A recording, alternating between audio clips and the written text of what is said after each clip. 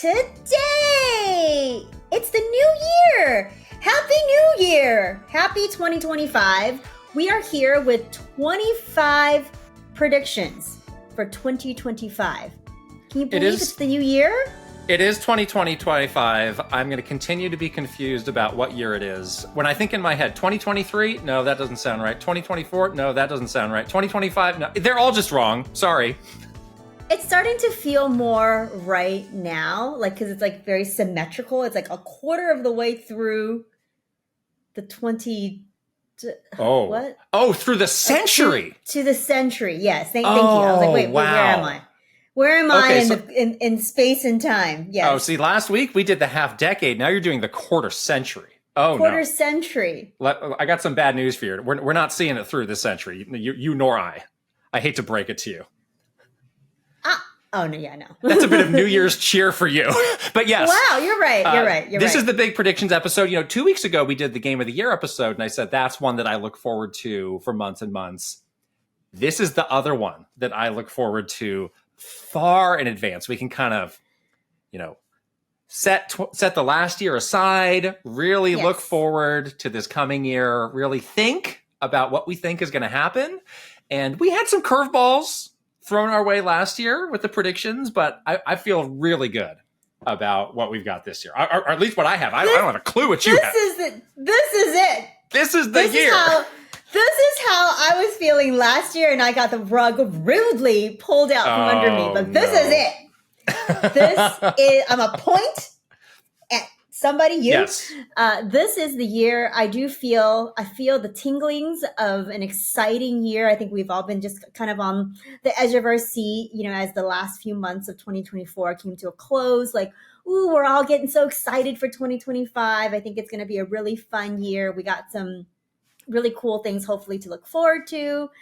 All of these insane predictions that we can just throw it out there into the universe and see if they come true. But I'm really excited about this year. So yes, good. Well, we'll get to that in a moment. I'm not with you today. I am not in the country even. No, you're very far away. We're doing this through space and time. So I am currently in Taipei, where it is New Year's Eve.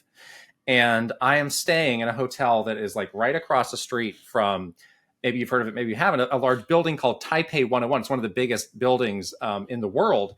And apparently on New Year's Eve, they do a thing where they shoot the fireworks out of the building. That's cool. Out of the building. So I do want to see that. That's something I'm excited to see.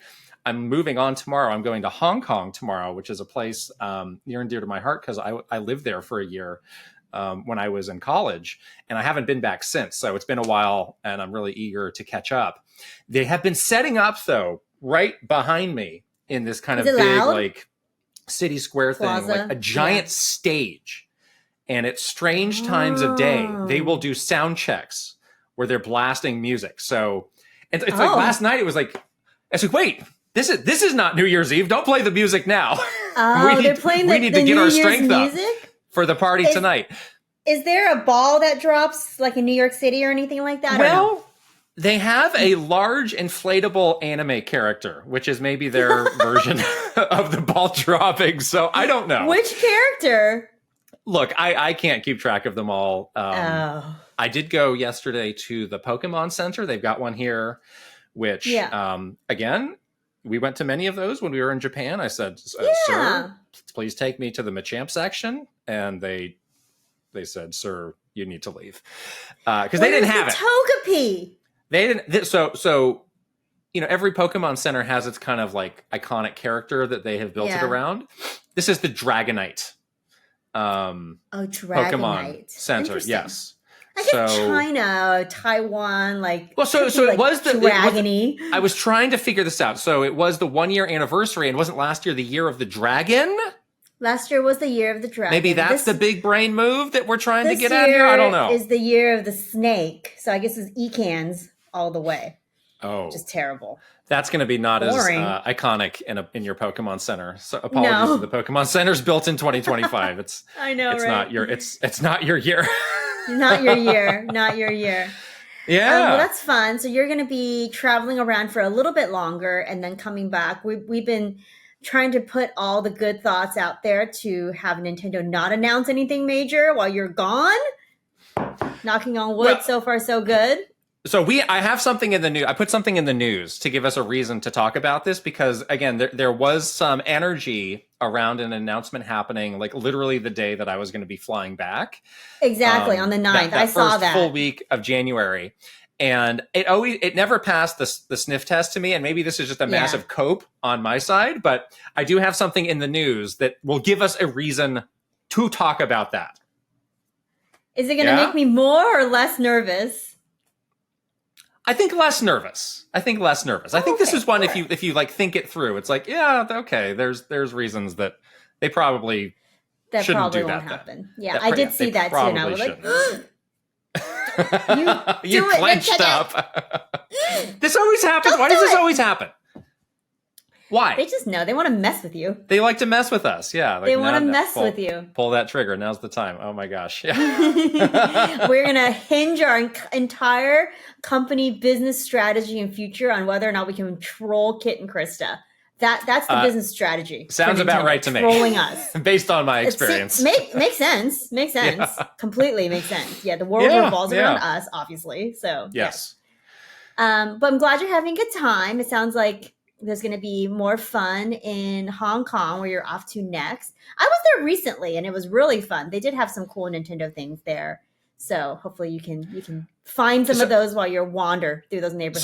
So I did, again, when I was there, it was a long time ago. And that was, my system of choice then was the Game Boy Advance. And I picked up Game Boy Advance it came out while I was there. And I picked up some games there. And in hindsight, I don't think those games were authentic. I hate to say it. Oh no! Yeah, I didn't realize it at the time. It's hard to tell because it is incredible, like how close they can get it to the real thing. But like now, I still have some of those, and now I look at them and I'll put them next to one that I bought when I was in the U.S. I was like, wait a minute, wait, this label doesn't look exactly, but it's like 95% of the way there, though. So apologies in hindsight. I don't know. The gray market. Yeah. Not the black market, but the gray market maybe because you were unawares. You did it unawares. Exactly. Yeah, I was an innocent victim. Yes. I do remember they have some pretty cool arcades there, and I did see one that was very like Capcom heavy. You know, they do Konami. They do have a lot of that stuff in Hong Kong.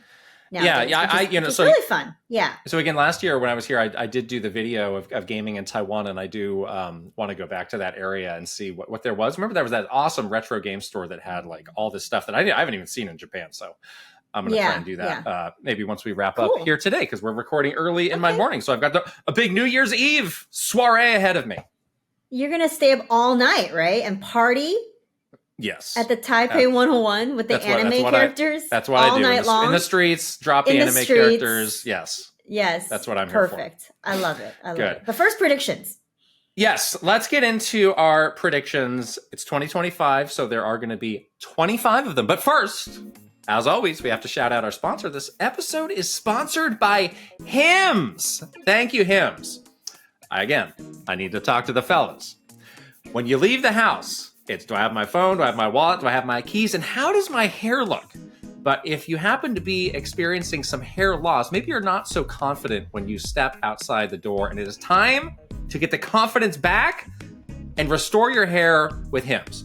So, it's kind of a taboo subject to talk about, like hair loss, but it is something that is so incredibly common among men. Like there's a stat that I saw of once you reach some certain age, which is surprisingly young, there is an incredibly high number of men who have experienced some degree of hair loss.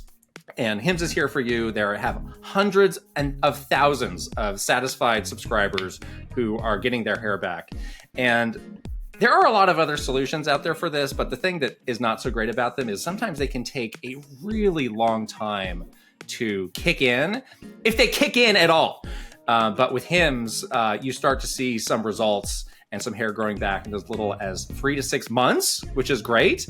And also something that's great, you don't have to go to a doctor. You can do all of this online. There's some topics where it's like, It's a little I could talk to a doctor about this, but yeah. it's going to be a little bit awkward. So, Yes. throw that out the window. You don't have to worry about that. There's a lot of different ways to do it.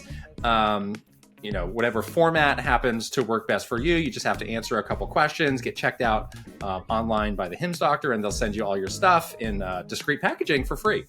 So I like how it's chewable, oral, spray, serum. There's so many different exactly. options. However you want to do it. However you want it. It's kind of nice. Yes. Yeah. Perfect stuff. So start your free online visit today at hims.com/kittenkrista. That's HIMS.com/kittenkrista for your personalized hair loss treatment options.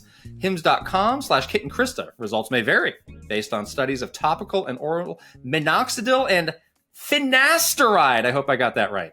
Prescription products require an online consultation with a healthcare provider who will determine if a prescription is appropriate. Restrictions apply. See website for full details and important safety information. We'll put the link over here and the QR code where you can scan it, and also in the description below. All right. Predictions.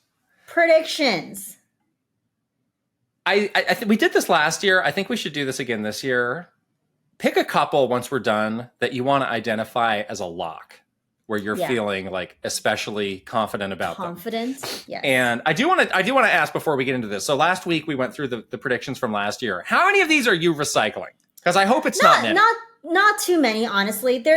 What I was thinking about today is like throughout the year last year, because of what happened and how Switch 2 did not come out last year, which we all thought would.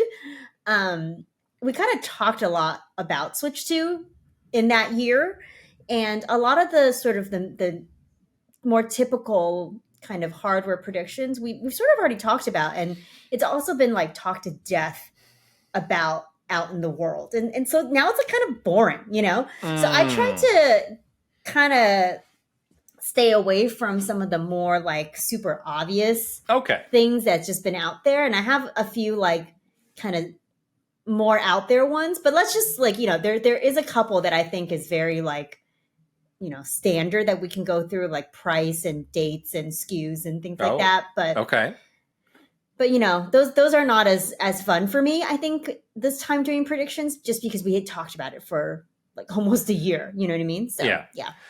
Well, I'd like to go first if you don't mind, because I've got one that just kind of sets the tone for like what I think a lot of the reactions to Switch 2 are going to be. Okay, go for it. It is.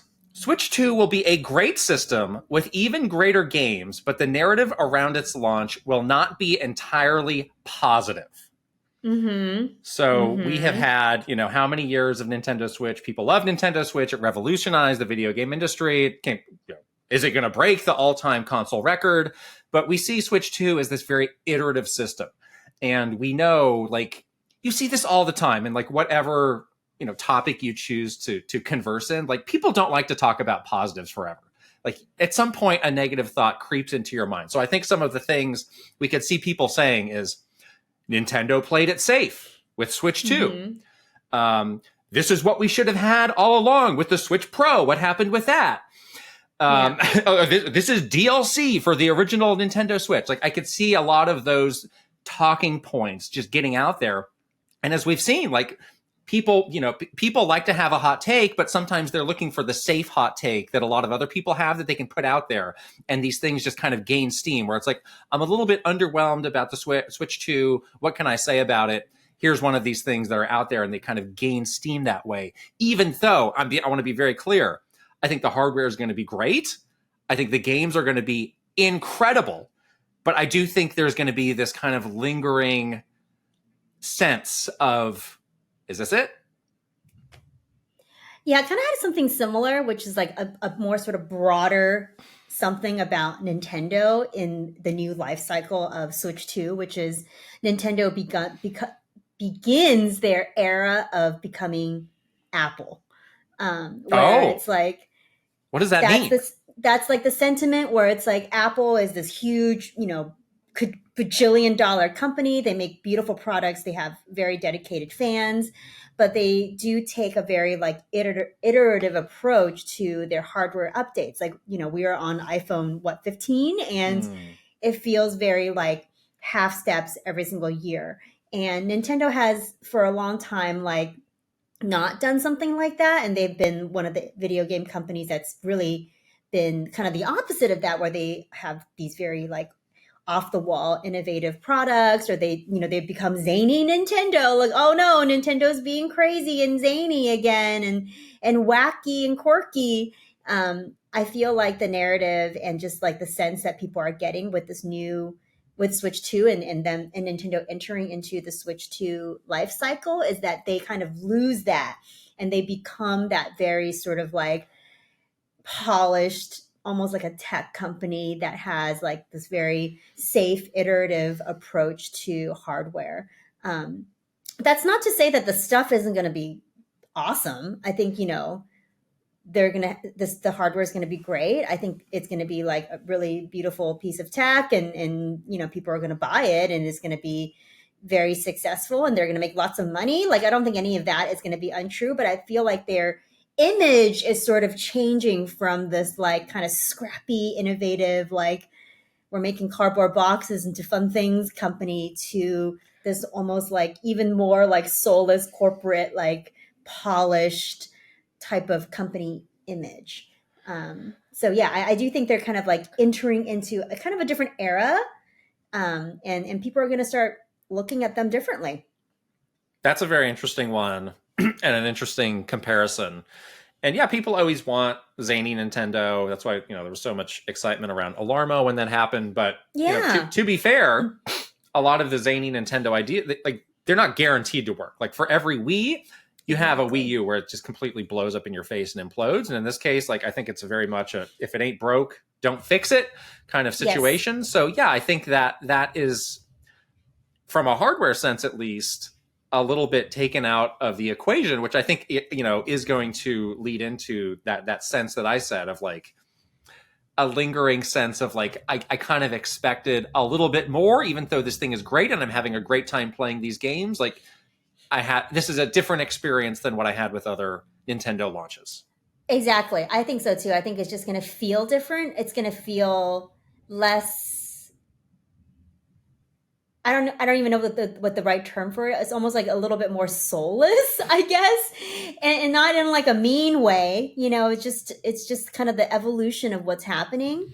You know, we have heard this narrative before as well. It's like, oh, we never see any Nintendo developers anymore. Everything is very sterile now. Like we never see Doug Bowser. Like it's not like the Reggie and Mr. Iwata days. That those days are gone.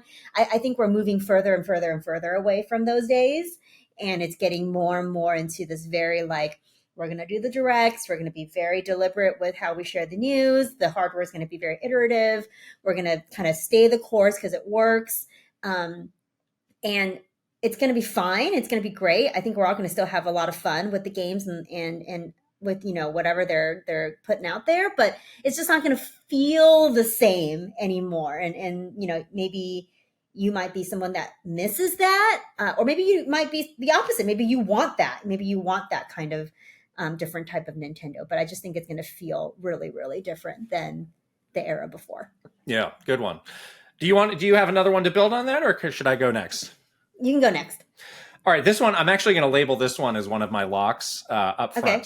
And this is something that I've been kind of saying for the last couple of weeks that I just feel really strongly about, which is the strength of third-party support will be one of the biggest stories of the Switch 2 reveal and launch, where I just expect there's going to be massive third-party support for this thing.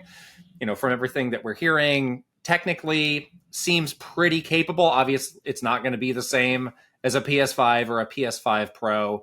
But it seems like, you know, we'll be back in that kind of era of the first half of the original Switch, where it's like, yeah, you can do these games on the more capable hardware, but also make it work on the Switch 2 as well. And this is a point we've been making, is early on in the Switch, like you did have to go put yourself out on a limb and say, yes, I think Nintendo's got something cool here. I believe in this thing.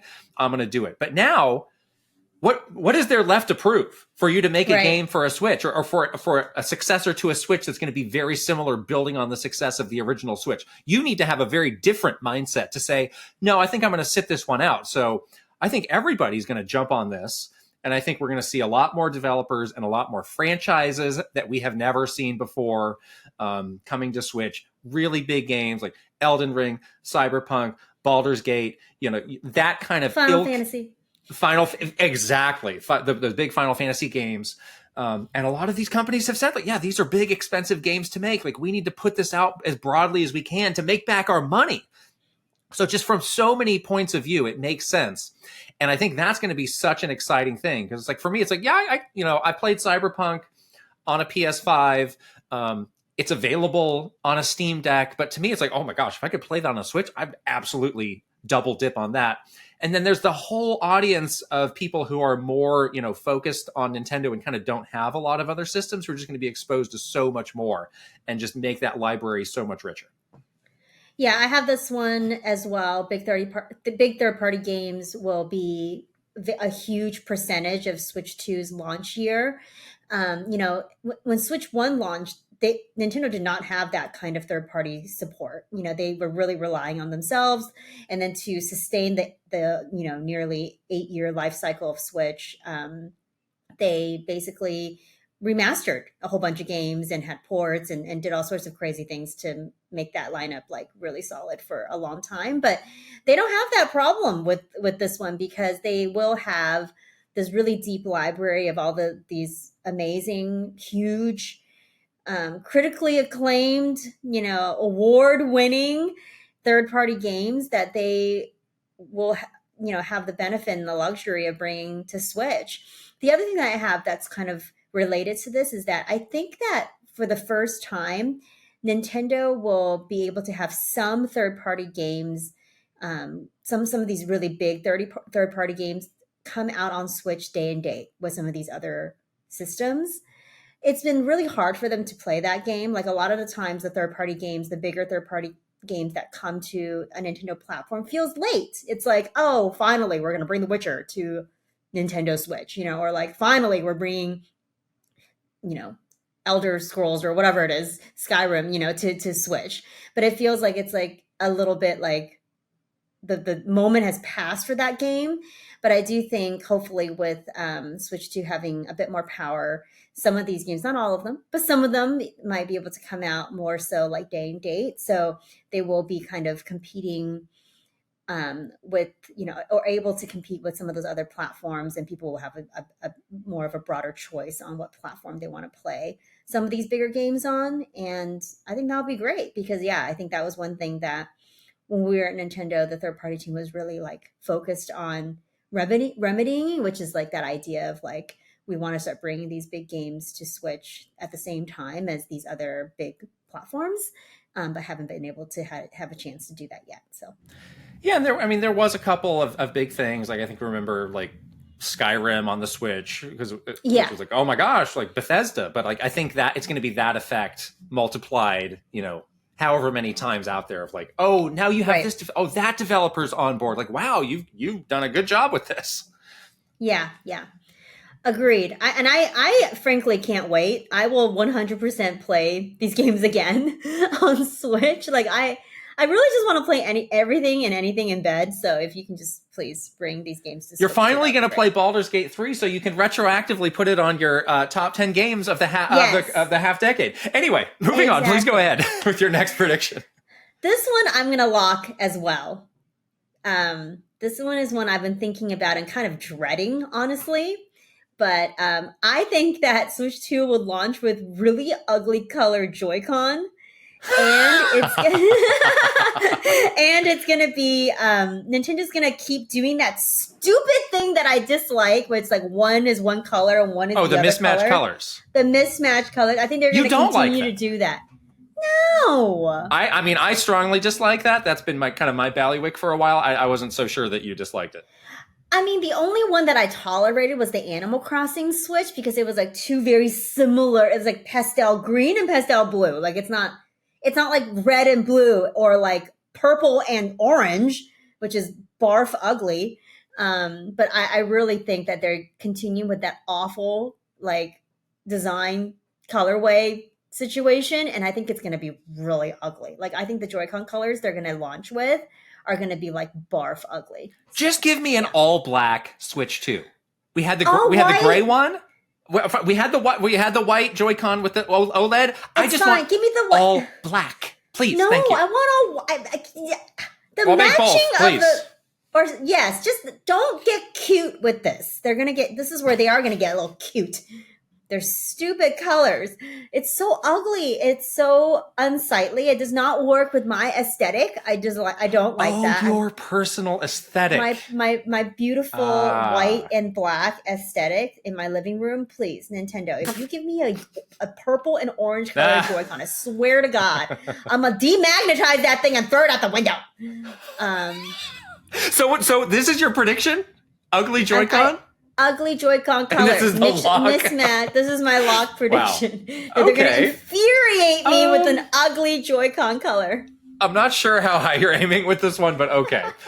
I want to revisit. So this is one that I had last time, but it's just like, it just makes sense. Mario Kart 9 will be the key launch title Oh, yes, I have for that Switch too. 2. But I do want to talk through with you, because I don't know where I fall on this yet. Is this... people have been saying, like, well, what could you do with Mario Kart? How could you build on Mario Kart 8? Because it just went on and on and on. You added all these characters. You added all these courses. What do you do? Is it going to become a Smash Brothers situation where it's just like, hey, we calling it Mario Kart, but we got everybody in here. This is the big. Now it's kind of like, we'll still call it Mario Kart, but it's basically Nintendo Kart. Maybe we got some guest characters too. I don't know. Like, how do you feel about that line of thinking? I do feel like that is where they're going, because they have added, links and master cycles and Animal Crossing characters and all sorts of inklings and all sorts of stuff. So it has already become that. I do think they'll double down on this. I mean, they're going to have some gimmick to make it feel like different and new. There's always something. Mario Kart 8 was the anti-grav stuff. This one, I think, may be less like gameplay mechanic gimmicky, but more so around like just like the scope of the game. Like, they're gonna do something to make this game feel just like absolutely massive.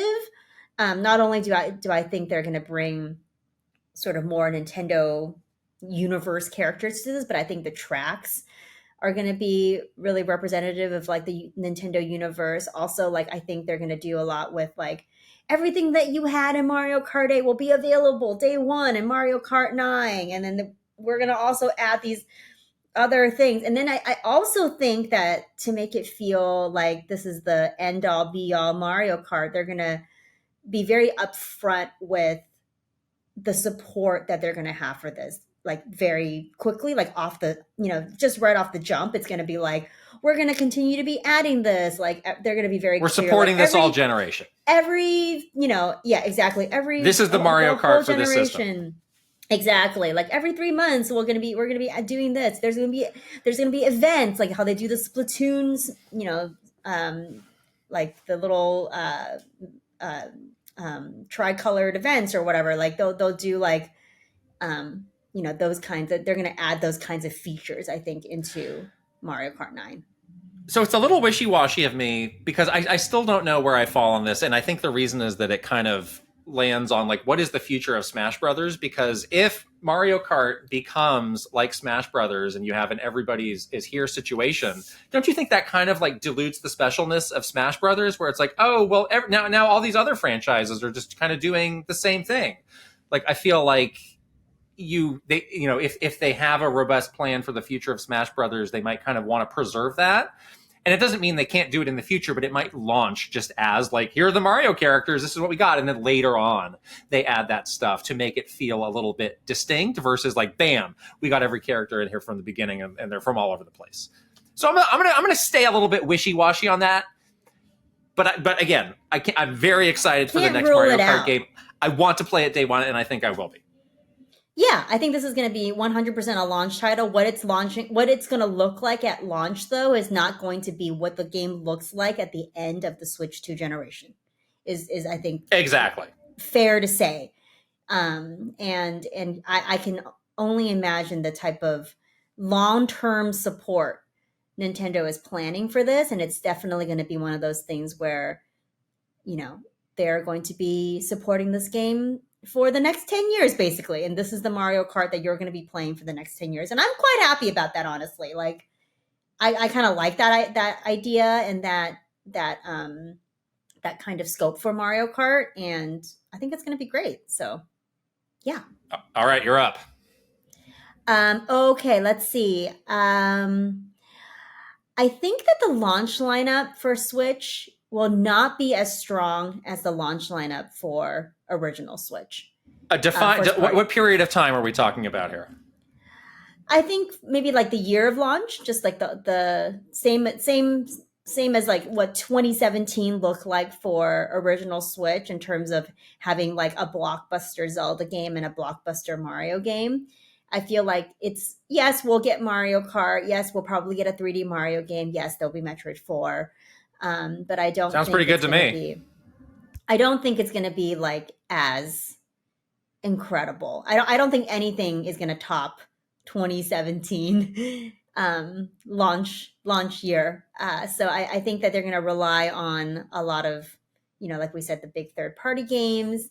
But first party game wise, I don't think it's going to be as strong as the original Switch. Okay, I mean, it sounds like the big difference there is just having Breath of the Wild at launch. But, if you have that, if that's your beginning, middle, and end of your first year, I think that's still really good. I'll just kind of pile on with that because I had something similar. I had Metroid Prime 4 will launch this summer for Switch and Switch 2, and it will be a Game of the Year contender. So, again, like if you go through that logic of like start with Mario Kart, somewhere in the middle, you've got Metroid, and then somewhere and end with 3D Mario around the end of that year, you have the new 3D Mario game. I think they're going to be okay getting through that year if that's the lineup. That's pretty good. Yeah, I think so. It's pretty good. There's no Zelda, but it's pretty good.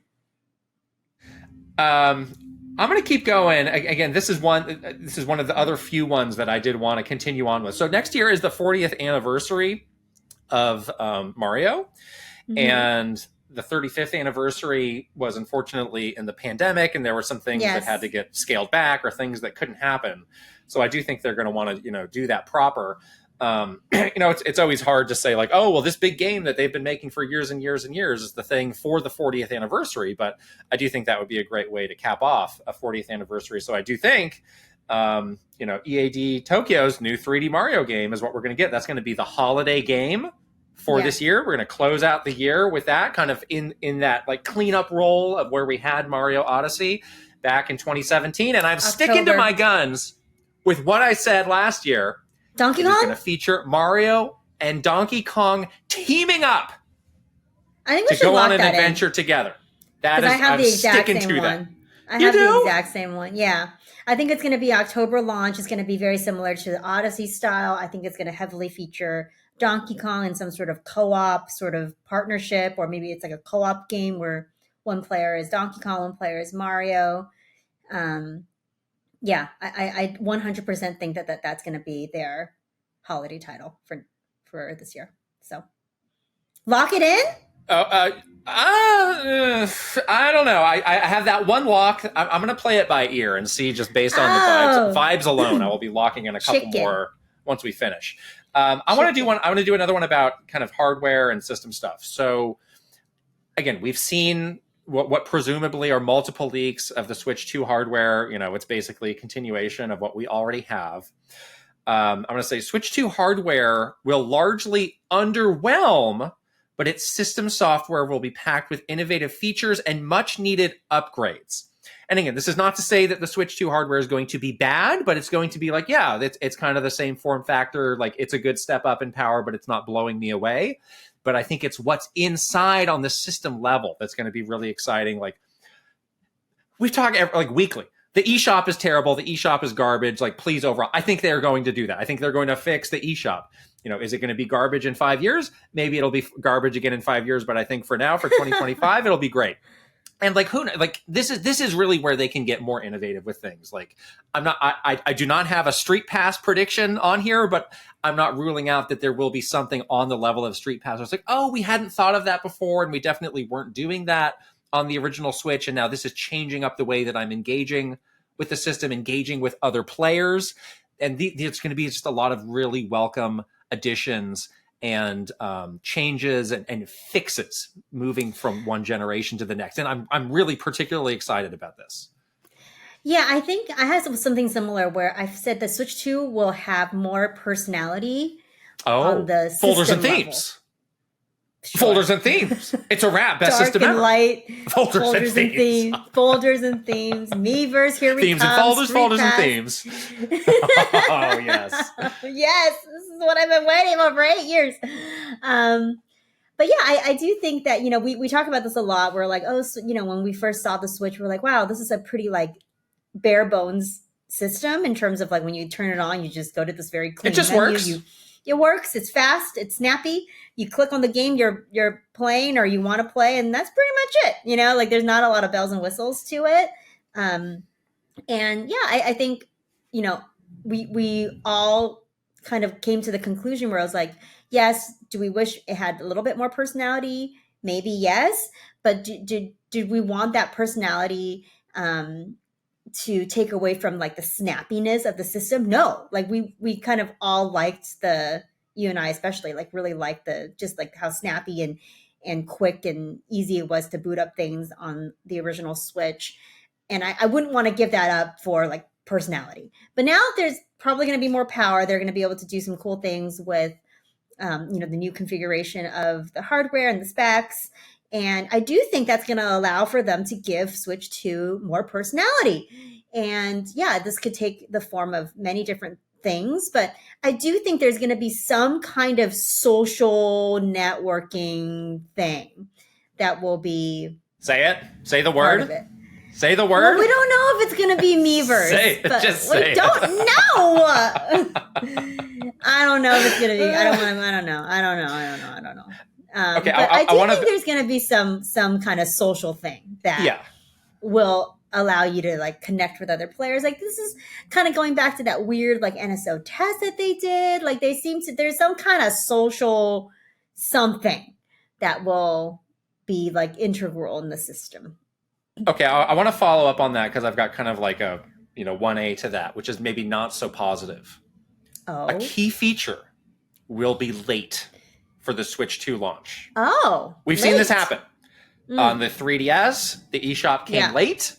Yeah. On the Switch, NSO came late. We know like these launches, like they're coming in hot. You're working on this stuff down to the minute, and you're going to get that beefy day one patch and what's going to be in there. And I think there's going to be something that like they just can't get ready. So it's like, please understand, this is going to be coming in 3 months, but it's going to be something that people want. I'm not going to go out on a limb and say what it is because I don't know, but there's going to be something that's like, just didn't quite make it. Yeah, I can see that. I mean, there's a lot that they have to get working to launch on hardware. So I can see them like, sort of backburnering something as needed. But yeah, Please I do understand. Exactly. I do think that they will prioritize some of these new features, though. These new, like, whether it's new quality of life stuff that people are asking for, like a better, smoother eShop or more personality or whatever. I do think they'll prioritize some of these new things to make it feel new because they're going to need, if the form factor and the sort of the exterior of the thing is going to look really similar to the original Switch, they're going to need other things to talk about it to make this thing feel fresh and modern and new. So I do think that on the system level, they will prioritize some of that stuff so that they have those things to talk about, or else you're kind of in that unfortunate like situation where people are like, well, why do I even bother upgrading to this thing? Like what's really new that's going to suck me into this. So yeah. What's next for you? All right. I have one around money. I think money. I think that all Switch 2 games will be priced at $70. You just ripped that off from my predictions last year. No, I didn't. You did. I did not. I did not. Took that. Well, I agree. I agree with that too. Every. Okay. Every do single think 70, Switch 2 games will be $70. Unless it's like a tiny little remaster or something, but sure. I think $70 is definitely in play for most games, but I do think they will use the $60 for certain things. Yeah. I mean, maybe some like, this is a deluxe version of Tears of the Kingdom will be, I don't know, $60. I don't know, whatever, but it won't. I don't think that we should be thinking that the standard price for Switch 2 games will be $60. I think we're that ship has sailed. How much do you think Switch 2 will be priced at? I have a prediction that it's going to be $389.99. 89?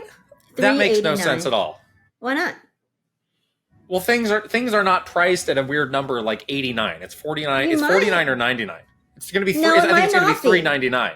Huh? You think it's going to be $399? I said $399 last year. You flipped out. $389 is a ridiculous price for something like this.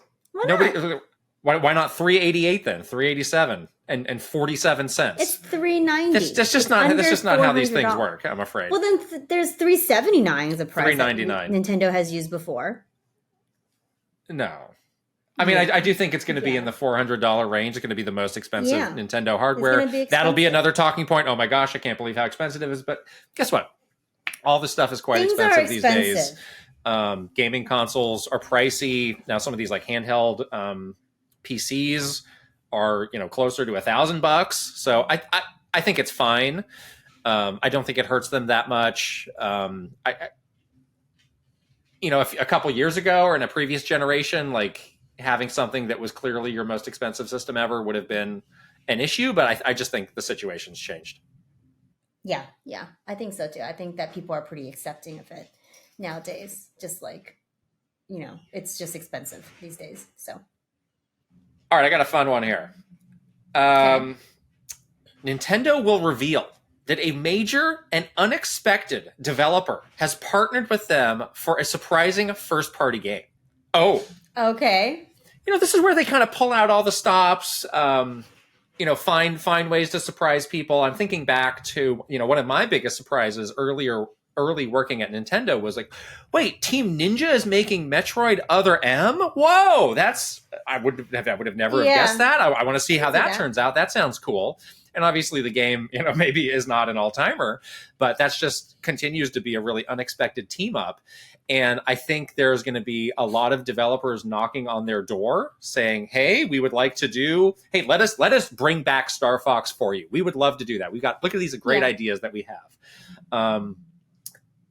We had the Rabbids games last generation. People are just knocking on the door. So I do think there's going to be at least one game that gets revealed, early on with the system where it's like, oh my gosh, have you heard? Such and such developer is working on that. They're bringing that back with them, and that's going to be just a really exciting thing.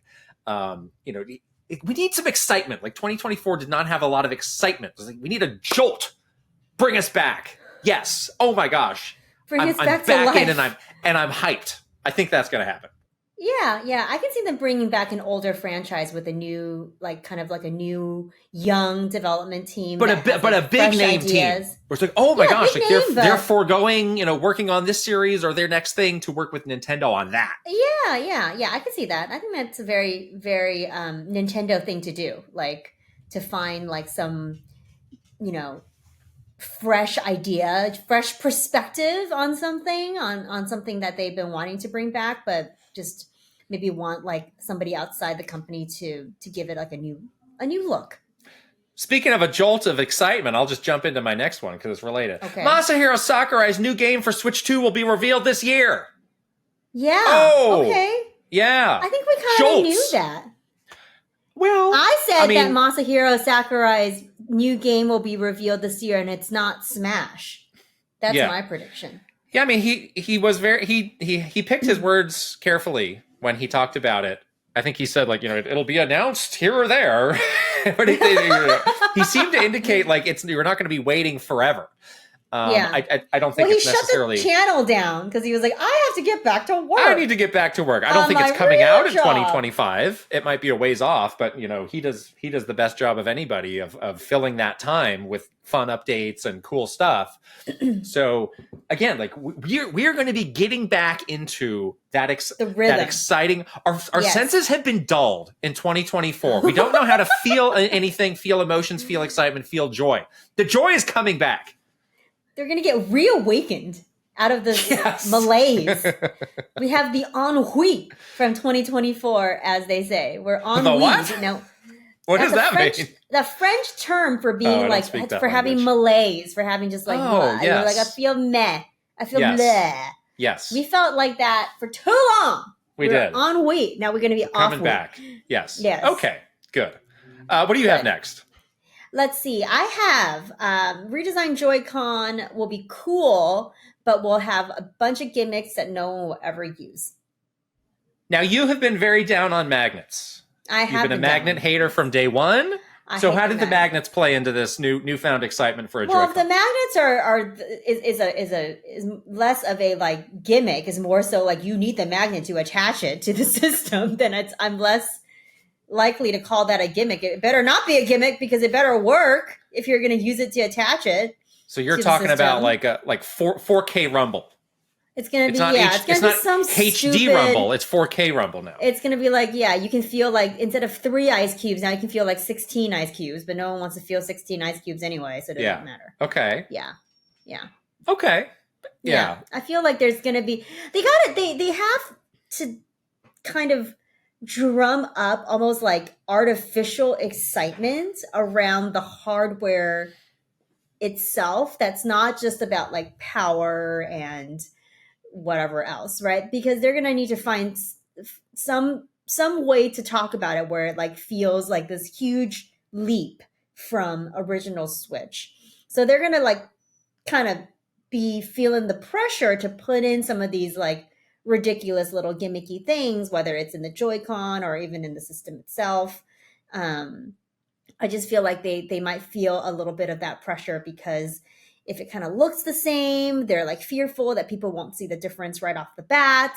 They're going to need all these like kind of differentiating talking points to put out there to make it feel like the new modern leap. So I just feel like that can get them into the gimmick zone really fast. And Joy-Con could be where a lot of those gimmicks live. Well, maybe it's like equal parts pressure, but also like they like this stuff and they do like it. Yeah. They've been fiddling with stuff for the past 7 years. Like, I got to get this crazy thing in here. So I do think there's a desire of like, yes, we can put this fun thing in there and make it feel a bit more unique. And maybe there will be like 2 to 3 first party games that properly take advantage of it in the life of the entire system. But that'll make them happy because they got it in there. Yeah. It's going to be like another 1-2 switch situation just to show off what it can do, but then no one would ever really play it. Or right. It's just around the corner, not too far away. Mario Day? Pokemon Day. Oh, Pokemon Day. Pokemon Day. Yeah, again, Pokemon Day is closer, February. 2024 was such a light year for Pokemon. We got the TCG, which was great. It was a fun way to hold us over. But again, I think it was the proper Pokemon palette cleanse that we needed, and hopefully some really good time for Game Freak and the whole Pokemon company to just kind of realign what they want to do in the future and set things right. And I do think, Pokemon Day this year is going to be like a major blowout for Pokemon Legends Z Alpha, whatever we're calling this game. And I do think it's going to pick up where Legends Arceus left off of like, this is where we're introducing the cool new Pokemon stuff. Like, yes, this is Pokemon for the cool kids because it's actually good. I'm so excited to see what the new Pokeball in Pokemon ZA looks like because you know how it ain't made out of wood anymore, let me tell you. That's what I'm saying. In Pokemon Arceus, it was like that wooden, like old-timey Pokeball. Like, this is going to be like some futuristic stuff. I can't wait. I think this game is going to be really good. I think Legends Arceus has become, even though it's just a couple years old, a little underrated because I think Scarlet and Violet just kind of put some stink on Pokemon in general, but that game was so good. And so forward thinking. And I'm just really excited to see that game resurface. It's going to have been a whole year. And again, presumably if the Switch 2 gets announced, sometime in January, that's going to be a really positive, just little jolt of like, oh, here's another massive game that we're going to be showing you. For Pokemon Day, and it does seem like that could be going down what we think the Metroid Prime path is of it'll be on both systems, get it wherever you'd like. It might have some extra bells and whistles on the new system too. Yeah, totally. I think that yeah, January, if they announce Switch 2, February will be like a great, then they can start talking about Pokemon ZA like in concert with Switch 2 as a way to drum up excitement for it. I think that's like, it totally makes sense. It feels like that would be the way the communication would flow. And yeah, this is one of the games I haven't, really looked forward to many Pokemon things for a while, and this is one of the ones I'm absolutely hyped for. So, and I think it's going to be a really good game. So I'm excited about it. I'm officially out of Switch 2 predictions. Let me see if I have any other. I've got about predictions. 5 more, but they have nothing to do with the Switch 2. Let's see here. I do think that they're going to be doing that video presentation either the week of the 13th or the week of the 20th for Switch 2, the week of January 13th or January 20th. I do think that video, how the Switch video was very focused on like the lifestyle around a Switch and the whole concept of like, oh, you could take it anywhere and like look at this person walking their dog and whatever. I don't think that's going to be the vibe for this one. I think it's going to be very spec focused because they're going to have to tell you like how is it different from a Switch. So I do think that is going to be the route that announcement takes place. So you don't believe the rumor that it features Sabrina Carpenter and will be a Pharrell joint? You don't buy into that? I don't think so. Maybe a Sabrina Carpenter song? Are they going to blast Espresso as the backing track of the Switch 2 reveal? Well, I don't know. I think that's the other direction they could go. Like, oh my gosh, we had this very functional reveal that worked last time. Like, what can we do to make this feel like an event, to make it feel big? And it's like, let's throw money at a celebrity. That's what we can do. Here we go. Mm-hmm. And maybe in the music, yeah. I would be a little worried that would make it feel like less timeless. But if you're going to be taking it off of YouTube in a year anyway, then maybe it doesn't matter. Maybe it doesn't matter. It's going to vanish into time and space in exactly 12 months. Then who cares? Okay. Yeah. I mean, you can't rule it out. They do. That is a thing that Nintendo does to make things feel big, is to, like a lot of companies do this, is to tie it to a very, big celebrity. And I can see them, kind of playing with that thought, but I do think it's going to be a different feeling type of announcement. It's not going to be this, that Switch. Exactly. It's not going to be just part 2. Where a lot of we're not back in a back seat playing Mario Kart 9. Karen is not showing back up, guys. Karen's gone. Karen's gone toast. Forever. There's no rooftop. There's none of that. I think it's going to be very like. On. Yes. Pour one out for Karen. She never saw GTA 6. Car drives by a graveyard and it's like a little Easter egg, says Karen. R.I.P. Oh no! This video took a dark turn. Oh no! Oh gosh! Not only are we not going to make it to the just like us at the end of the century, yeah, we'll also be R.I.P. We'll be next to Karen in the graveyard. Reserve our plot there. We'll be there shortly. I do. Okay, what do you have next? I do have a few like Nintendo entertainment-y kind of. Oh yeah, let's go there. I've got a couple of those too. Let's go there. I do think that we will see that first trailer for the next Mario movie. I think that will debut next year or this year. Mario Day? And maybe Mario Day. Yeah, I can see that. It could be a fun little tease for Mario Day. But I do think they will start to share like real looks at the movie pretty soon-ish. And we'll get a sense of like what is going to be different. I think that there was like that, spoiler alert, Yoshi tease at the end of the last movie. So they might reveal like more of that, but I do think that we'll get more information for the next Mario movie. Will Yoshi talk in the next Mario movie, or will it just be Yoshi? I think it'll just be Yoshi, right? No talking. No proper spoken English phrases. Yeah, no talking. Yeah, I think that's for the best. That's what I hope for. We really can't have another situation where we get worked up about the talking and whatever, so... I didn't do a prediction on the Mario movie because I think it's like, yeah, it's a pretty safe bet, like what they're gonna do, and I agree with what you said. I do have one for the Zelda movie though. That's a little juicy. I have one for the Zelda movie. You go first. The Zelda movie will suffer a setback this year, but if we actually hear about it in 2025, it will not be through official channels.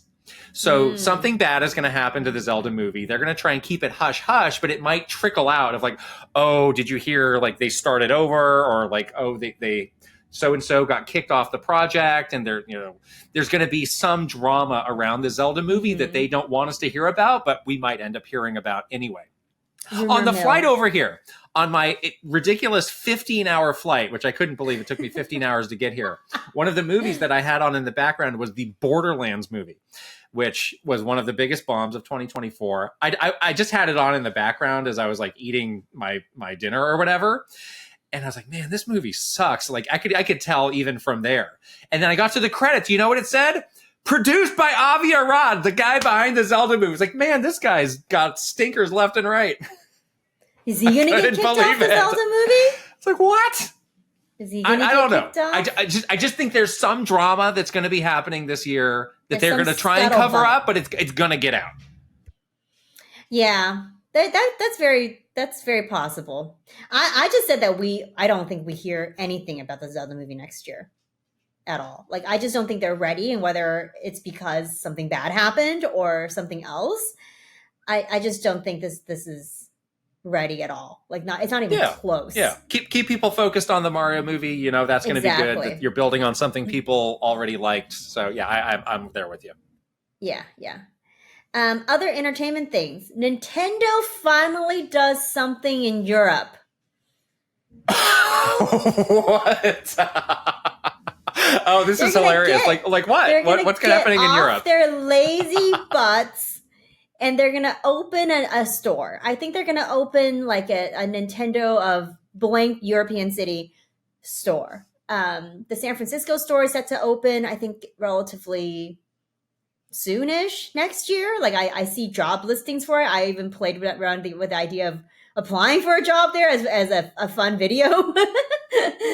Like under some kind of alias, maybe.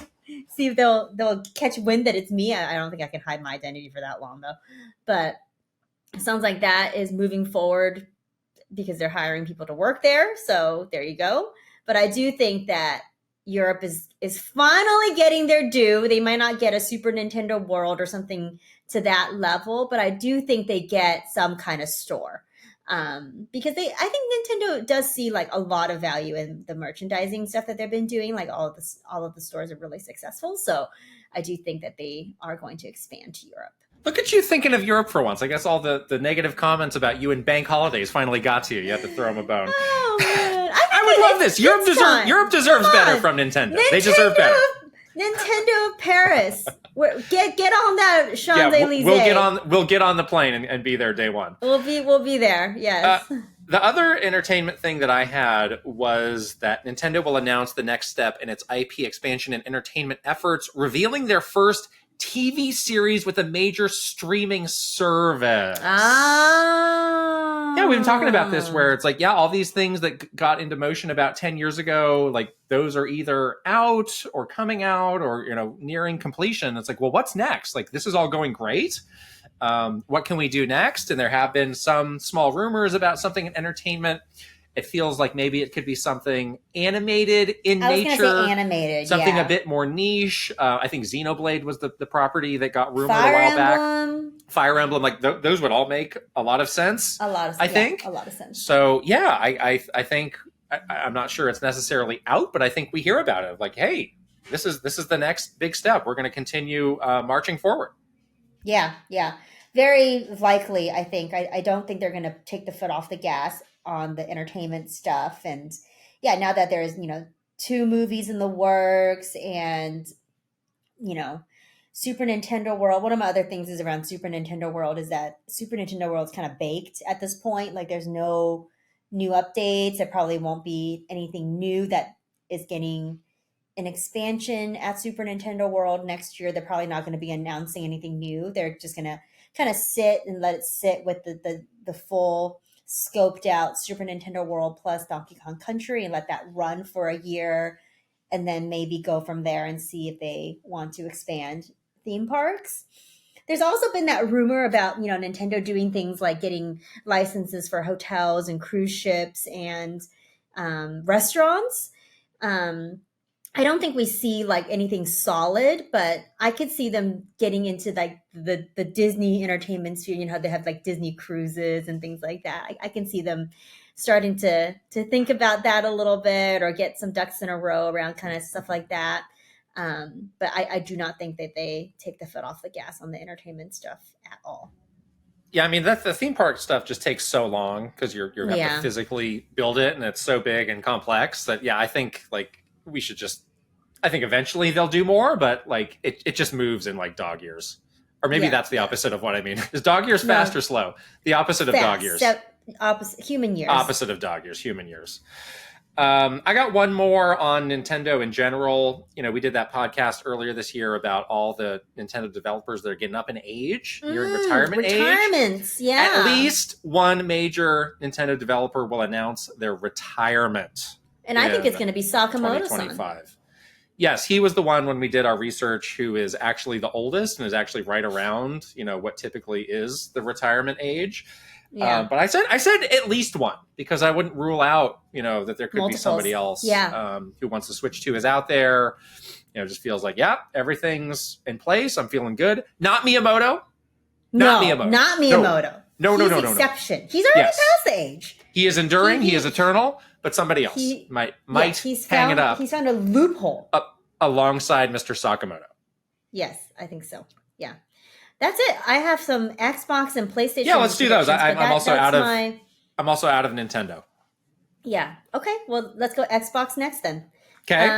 I only have two kind of basic, not super exciting stuff. I have one for Xbox. All right. Well, mine is that they do continue they kind of saw some positive momentum at the end of 2024. They got some good stuff going with the COD Blops. They got some good stuff going with Indiana Jones. They seem to be really like, okay, we've now got these big games out there. We're getting back into the swing of things. I do think that they carry this positive momentum into 2025. I think they have a lot of games that have a really high chance of reviewing and doing really well. The three that I have on my list is Doom Eternal, Fable, and that new South of Midnight game. I think that all three of those are going to be like hits. I think they're going to do really well. And I need that Fable game to be good. I just need it. It's going to be good. I have so much hope that I just know it. I just feel like it's going to be good. It's going to be good. Don't worry. It's gonna be mine is very similar. Mine says, despite fanboy hand-wringing, Xbox will have its best year since the 360 generation. Yeah, I could see that. It's been a long time since the 360 generation when they were just humming. The generation prior was a complete dud, and it's been really hit or miss with this series generation. But I think they finally got the momentum, like you said. They've got all these studios under their belt. Finally, we're going to start to see, there'll be those games that you said, other games. I think this strategy of strategically putting things on other platforms is going to continue to work well. That's why I mentioned the fanboy hand wringing, because the diehard Xbox fans are not going to like it, but it's going to continue to work for them. And hey, this could be the year. Call of Duty on the Switch too. Indiana Jones on the Switch too. Hey, don't rule those things out. Now they're on the table. Totally agree. If you can get it to work on a Series S, you can get it to work on a Switch too. Yeah. Absolutely. Look for those games. Absolutely. Yes. So I'm just feeling pretty good about where Xbox is right now, and I think it's going to continue to be, again, despite some vocal outcry, it's going to keep going pretty well for them. I think so too. I'm excited. I said this at the beginning of 2024. I was like, I'm so excited for Xbox to do a thing this year. It took them a little while, but they got there. It took them a little bit longer just a little bit longer, but I'm so happy to see that they're getting there. And it's really nice to see the positive momentum. And I'm genuinely really excited for some of these games that are coming out next year on Xbox. I can't wait to play Fable. I can't wait to play some of these games. They look really incredible. So yeah, I think it's going to be a good year for Xbox. All right. I got 3 PlayStation ones. Oh my gosh. I only have one. Okay. Well, I'll go with my first one, which Rip them off here. I do think that there's something new IP coming from Santa Monica Studios. What is our friend Cory Barlog cooking, quietly stewing over there?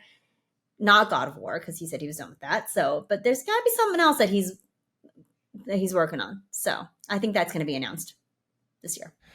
Yeah, I think there have been some chatter around what he's doing. And yeah, you just wonder, like, with how big that game is presumably going to be, it's either going to be late PS5 generation, or is it like, Yeah. oh my gosh, it's so big, it's going into the PS6. Yeah. But yeah, I wouldn't rule that out. I think we see at least something about it. Okay, sure. Yeah. My other one is they're gonna keep like showing support for the Horizon games and announce a new multiplayer Horizon game. So I think they kind of played around with that with the Lego Horizon game, which I think people said it was only okay. But I do think that a proper multiplayer Horizon game might be in the cards, and that is a franchise that I don't think Sony's giving up on. So I'm kind of excited to see them take that. That's one of I really like that franchise. Interesting. I really want them to I hadn't thought of that. into a new direction. Yeah. But yeah, Horizon is just one of those franchises they seem really into. I guess it helps that one of their co-CEOs used to be the head of that studio, right. that made that game. And yeah, it's something with multiplayer could be really interesting. So yeah, that I think that's a good one. Yeah. And then my last one is that just GTA 6 is going to be delayed. I had that too. I had Grand Theft Auto 6 gets a breathtaking new trailer informing us that the game has been delayed to 2026. Yeah, I think so too. I mean, they have no need to, that is the ultimate, like, release it when it's done. It will break every record when it's done, when it comes out. The time of year does not matter. We've heard all the stories of like, oh my gosh, people are afraid to announce release dates because they don't want to get stomped by GTA 6. So if they have any inkling at all that this game is not 100% to their liking, push it. They're just going to delay it. Yeah. Push it. And then no one's going to say anything about it. What are you going to do? Live with it. We have to put that on our predictions list because we counterpick that. We counterpick that in our Open Critic League, so we have to like really put it out there. I mean, I want to play GTA 6 too, but I don't think that this game is coming out in 2025, guys. Yeah. My final prediction is around that we're going to get a first look at gameplay from Insomniac's Wolverine game, and it's going to look significantly better than that leaked footage that came out a while back that people were really kind of clowning on that, of like, oh my god, it looks terrible. It's like, this is like, this was not, first of all, this was leaked illegally. This was not something that was ever meant to see the light of day. And like, Insomniac is like so clearly the best developer on the PS5. Like, I think this game's going to be great. And amazing. I think it's not necessarily going to be a 2025 game, but we're going to start to hear about it. It's like, oh yeah, Insomniac's back on this. This is the next big Marvel adventure for us. It's going to be awesome.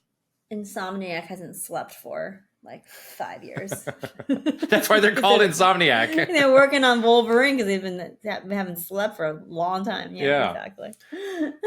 Are we out of predictions? That's it. That's all I got. That's way more than 25. I think that's more than 25. So you got some bonus predictions in there. But I think these are great predictions from both of us. These are solid. Do you have, what are your locks? Do you have some locks? My locks. You would like to just really... So what were your locks? Let's go through yours while I look at my list again. Oh no, I just closed my paper. Hold on. So the one that I locked early on was the strong third-party support. Yes. I need one that's a bit more out there. I'm gonna say the Sakurai game for being revealed in 2025. I'm gonna say that's a lock. Okay. And I don't know. I gotta find one more. Okay, I locked the ugly Joy-Con at launch. I'm gonna lock this Mario 3D game in October. Okay, you do that, and then again, we're committed. I'm locking GTA 6 getting delayed. We both have to lock GTA 6. Lock it up. So we each have 3 locks. There we go. Yeah. Okay. Good. Yeah. Good. All right. We'll check in as we always do throughout the year, and of course at the end of the year. we don't duck the heat if we do bad on these. No, we don't duck the heat, but I do feel pretty good about. I really do feel pretty good about these. Like, I'm pretty confident. We asked our Patreon folks for their predictions. We got so many responses. Thank you to everybody who sent in a response. Yeah. We got like 50 responses of like really thoughtful stuff. Gartooth says Switch 2's first year will be the Tears of the Kingdom to the original Switch being Breath of the Wild. Still incredible and a good time for Nintendo fans, sure, but some people may be disappointed that the magic isn't there the second time around. That is such a great comparison. This is human nature, people. This is just human nature. I'm sorry. So I think we agree with that. With Gartooth, Marvin25 says, my boldest but not likely prediction for 2025 is getting some sort of remaster or remake of Chrono Trigger. It will be the 30th anniversary of its initial release. It's one of my favorite games of all time, and it can get the HD 2D treatment of Dragon Quest. It would bring me so much joy, but also anxiety. I'm hoping for a wonderful 2025 gaming year for you guys and everyone. That's a great one that I did not think of. Let's hold hands and all manifest that one, because I would love a remaster of Chrono Trigger. And finally, Link the Hero of Wind says the second Mario movie will get a reveal trailer in November, and Waluigi will be in it. What? Why would you say that out loud? Link, the hero wins. Why? I think it's my feeling is maybe it's too early to start revealing characters like Waluigi. That might be for like the third or fourth Mario movie to break the seal on that. But what do I know? Waluigi. Okay. Wow. Wow. Big predictions. 25 is going to be great. I'm in on 2025. I'm so excited. These predictions got my juices flowing. Yes. Hyped. Let's switch gears and talk about some games we're playing. I guess we're still kind of in the like mop up mode of stuff we missed in 2024. At least I am, as far as the games that I'm playing. You always wonder, like, on a long flight, what is the game that you're going to play the most? And I definitely wanted to make a little bit of progress on Metroid Prime, the Switch version, since that's our spoiler cast game for January. I played that for a little bit. But the thing that I really spent the most time with, it surprised me. I got back into Vampire Survivors, which was a game that was on my 2022 top 10 list, but I had kind of I'd kind of fallen off of, and in hindsight, I was like, did I really like that game as much as I thought? And it was a game that I lump very closely with Balatro. I think I just said it right, where it's like you are kind of taking steps to have the right thing happen for you, and then it just kind of happens on its own. So it's like, are you even playing this game, or is it just kind of like you're just watching something happen? But I got the new Castlevania DLC that they did for Vampire Survivors that came out a couple months ago. I knew they were doing this. I missed track of when it had come out, so I didn't even know it had come out. And when we did the Game of the Year podcast, a couple people had mentioned that it was really good. I was like, oh my gosh, I love Castlevania. I've got to get this. And this DLC is amazing. And this DLC is also like $3, and the base game is $5. So you can get a lot of game for $8. But, the original the base Vampire Survivors is very clearly inspired by Castlevania. A lot of people pointed that out. It's extremely obvious, and some people were even pointing out, like, gosh, maybe they're kind of crossing a line here. But Castlevania or Konami was all in on this and gave them the rights, and they just completely knocked it out of the park. So what this is there's a whole dedicated Castlevania level that you can play through that is absolutely massive, that starts with you being outside, and then you go into Dracula's castle, and there's a lot of stuff that you can do. And there's so many secrets and things to find, so many different paths that you can take. And then the more you go, depending on what happens in your run, you unlock all of these different Castlevania characters who all play really differently. And I think there's like 20 base characters that you can unlock who are kind of like the leading characters from all the Castlevania games. And then there's something else that you can do to unlock even more characters that are kind of like deeper cuts. I think you can play as some of the enemies along the way. So I've just been really focused on like unlocking some of my favorite characters. So I just finished last night unlocking all of the 3 playable characters from Castlevania 3, which is one of my favorites. And some of them are pretty obvious, like how do you do it? Some of them are very like mysterious, and I had to look up like what combination of weapons or things that I had to do or enemies that I had to defeat to get them. So that's been really fun. And they've done it. I give them a lot of credit because these characters all play really differently. Like some of them have different starting weapons. Some of them have different attributes, like moving really fast. And it's really fun to see these Castlevania characters in a new light that is not, a traditional Castlevania game, but it still feels very Castlevania. All those characters have kind of their musical themes there's a lot of Castlevania music in this, and Castlevania music is really good, and it's kind of like updated versions of that. So that's really fun to see.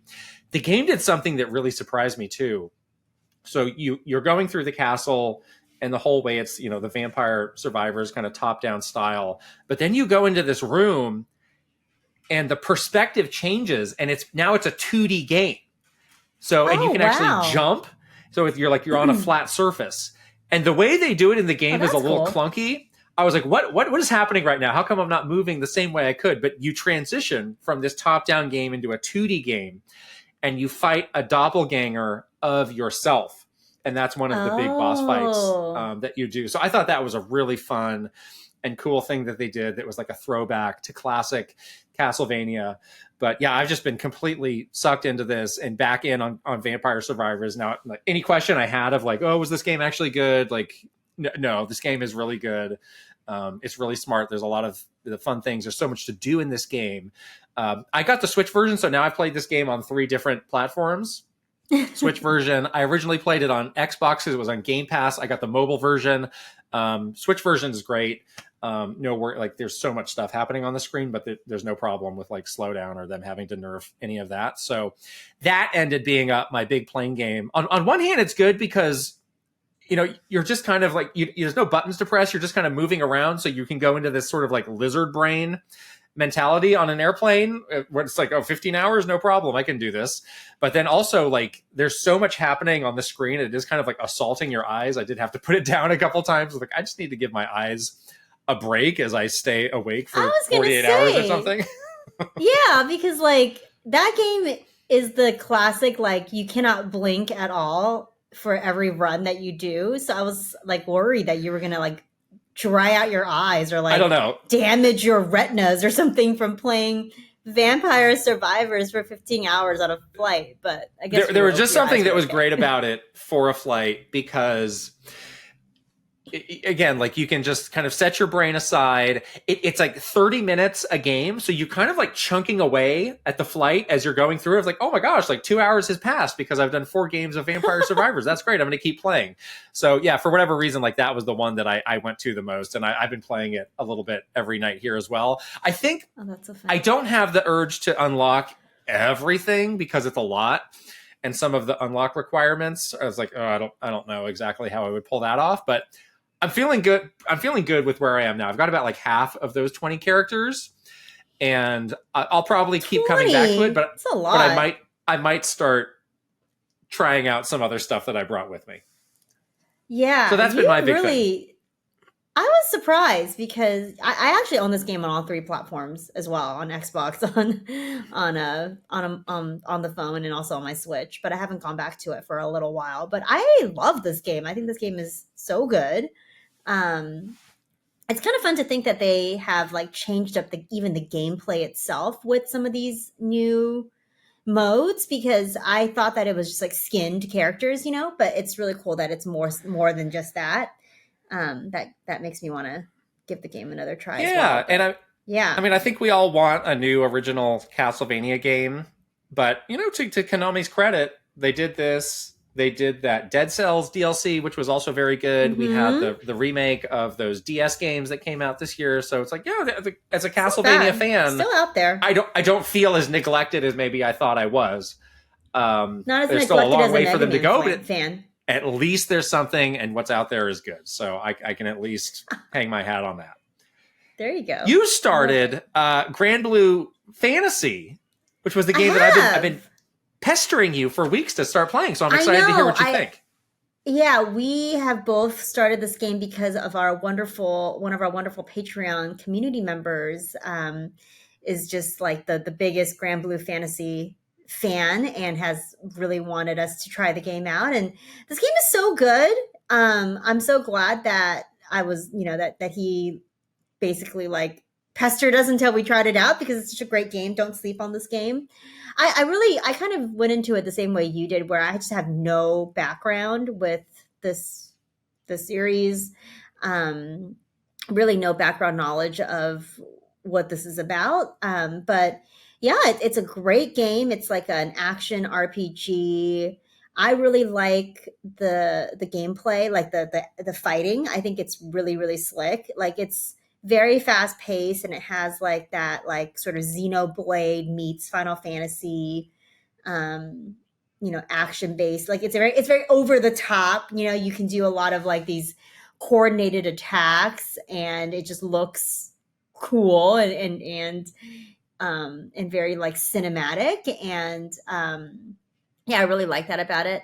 The art style of the game is really interesting as well. Like it's hard to put a finger on it. It's a beautiful game. It's sort of, I don't know why, but it kind of weirdly reminds me of Bravely Default, like some of the way the faces look of the characters. It also has like, if you when they do like close-ups of the characters or even like the backgrounds and stuff, it has sort of like a color pencil or some kind of sketched quality to it. It was really unique. So I really like that too. It's just a beautiful looking game.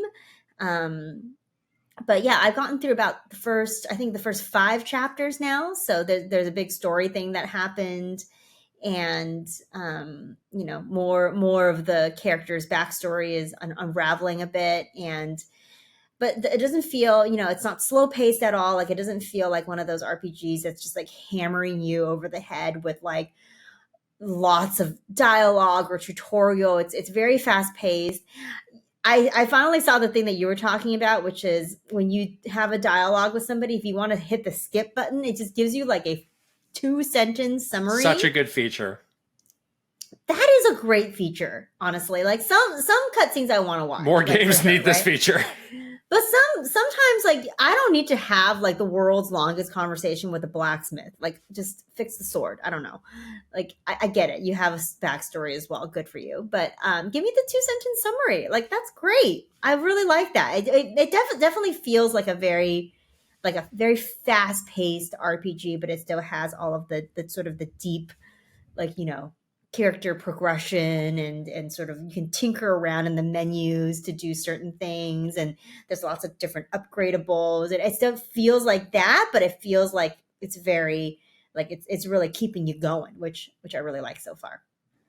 Yeah, I didn't feel like I was giving you the proper description of what kind of game this is. So you were saying Final Fantasy meets Xenoblade, but kind of, a more action oriented take on those. That's an interesting way to say it as well.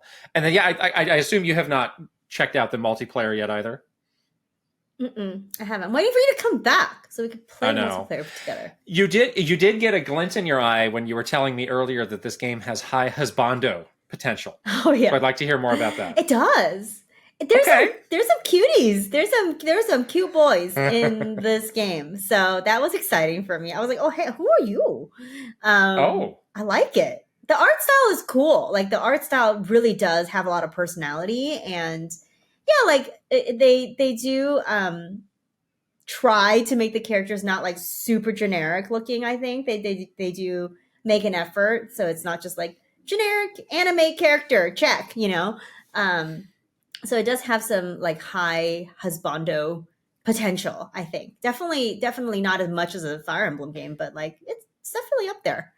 Okay. Yeah, I think the character models like look pretty cool. So I was excited to see more. And I think we need our weekly Infinity Nikki update, if you please. Don't leave us in suspense any longer. Big things have happened in Infinity Nikki. So the servers were under maintenance for a day because they have launched this new event. See, this is what I like about this game is that like it's constantly add new stuff. Like every couple of weeks there's some new thing that's happening. So this is like I think it's called a celestial event or something. It must be for New Year's or something like that. But you basically have all of these new in-game things that you can do, all of these new outfits, like tons of new, like the world looks really different. There's like these meteor showers happening. And there's like new quests and stuff like that. It's really cool. Like the way that they really keep like updating the game and making it feel very like alive. I really appreciate that. I kind of wish that like Animal Crossing could be a game like Infinity Nikki, honestly, like where wow, it's like a live server that like you're in. And Infinity Nikki and Animal Crossing share a lot of characteristics where it's like there's things happening on this like real time clock. Like there's certain things that you can only do like one time every day. So you have to wait for the next day to refresh that stuff. So it kind of keeps you like, it kind of tries to do the same thing that Animal Crossing does, which is like keeps you coming back and playing like a little bit every single day, which is what I've been doing. But because they have all these like live events and like things happening all the time, like it feels even more like it gives you even more incentive, I guess, to go back. I am now like at a point in the main quest though where I have to craft like this really complicated outfit. And to do so, I need to do like a lot of things. Like not only do I need to gather like pretty hard to find ingredients, but I need to pass all of these styling challenges with all of these different like styling factions in the world. So it's really like kind of a slow grind to do this one thing. I'm so close though. I'm missing like 2 ingredients, but I'm getting kind of stuck on some of the styling challenges because they're pretty different. It's pretty hard.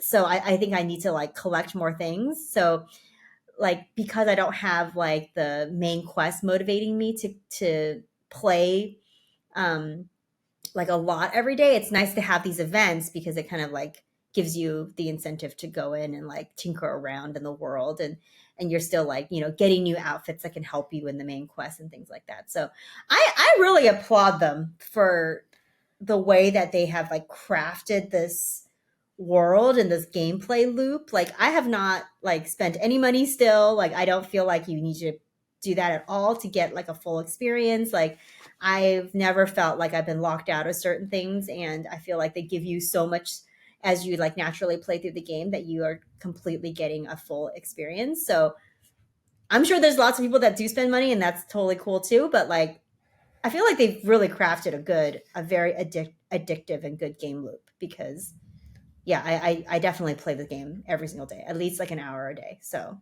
it's pretty awesome. Did you call them styling factions? Was that something that you said?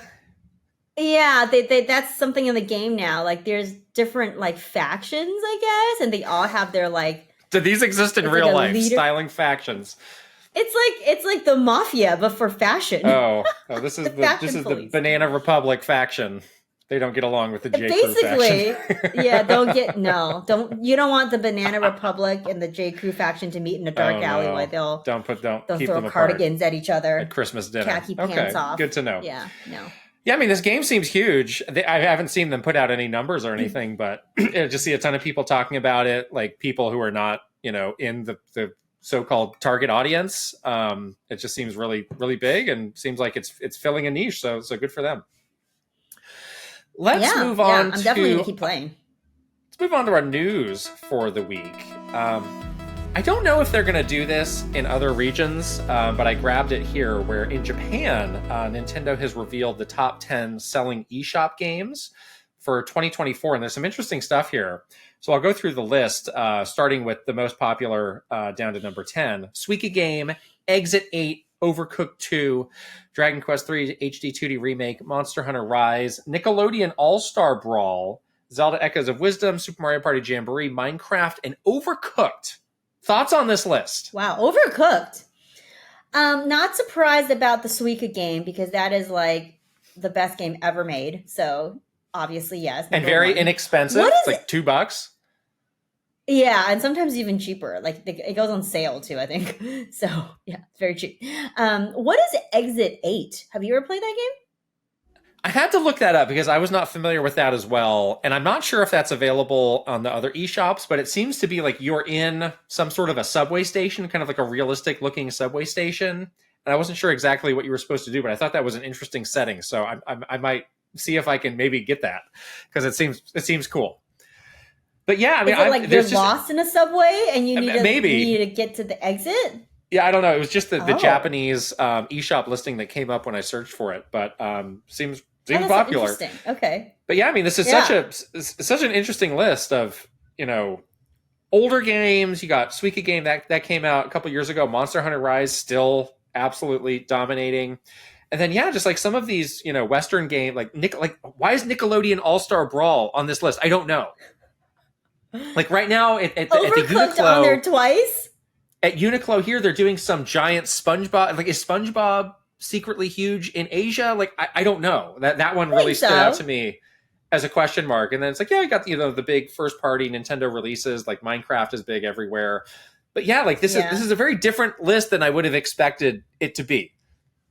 Yeah, yeah, So definitely. It's very casual too. All these games are like, well, with the exception of I guess Monster Hunter and Dragon Quest, a lot of these are very like kind of party games or games that you play real quick with other people, like Overcooked, both original and two, and Nickelodeon All Stars and Suika Game. They're all very like kind of quick casual games. So yeah. interesting list. I wonder what kind of slop the Japanese eShop is overrun with. I'm sure it's a little bit different than this. Like, do they have, what is their Yeah. version of AAA clock in Japan? I'm sure they've got their own problem to deal with that sort of thing. Glad it's Yeah. not on the list, though. Okay, this is the thing that I wanted to talk about relating to the Switch 2 announcement and people suggesting, like, oh, it could be around like January 8th or so. So CES is coming up. CES is next week, the Consumer Electronics Show. Major show, happens every year in Las Vegas. Every year seems to have like kind of a theme to it of like, oh, this is the big trend that like every company is putting out there. And like, it's, there's always like TVs and stuff, but I think like AI, integration of AI was one big thing, but it does seem like handheld PCs could be one of the big themes for this year. And they're already, like, some of these companies are already teasing some of their big announcements. So Lenovo, which is one of the companies that currently has a handheld gaming PC, they're teasing some sort of potential new announcement where they might be also teaming up with Valve. So it could be a Lenovo piece of hardware that's using Steam OS. Like they're saying, like, oh, we're going to have the Lenovo Legion, which is their thing, but we're also going to have all of these special guests from Steam there to talk about the announcement. So people are kind of putting the pieces together. That's not typically an area of gaming. Like we are not experts. Like I have a Steam Deck, but I don't really follow all of these other things. But the reason I wanted to talk about it is this is a really bad time for Nintendo to announce the Switch 2 overlapping with CES when all these other announcements are happening. All the media that you want to get their attention are at the show. And there are announcements happening for products that are similar to the Switch 2 and would incite comparisons, and comparisons where Nintendo may not come out on top. Like a Switch 2, is it going to be as powerful as all of these handheld gaming PCs? No. So people are going to be like, well, why doesn't it look as good as the Lenovo Legion or the whatever else gets announced? So I think, it's something that got put out there. It does not pass the sniff test for me at all. I'm not saying it's definitely not going to happen because anything could happen at this point, but it would just be a very unusual date for them to pick, and I'm skeptical of it. Yeah, I was already skeptical of that date because of CES, even without really, digging into what potentially could be announced at a CES. Sometimes those announcements, you're right, are like not super related to video games or Nintendo. They're more like broadly tech or more general.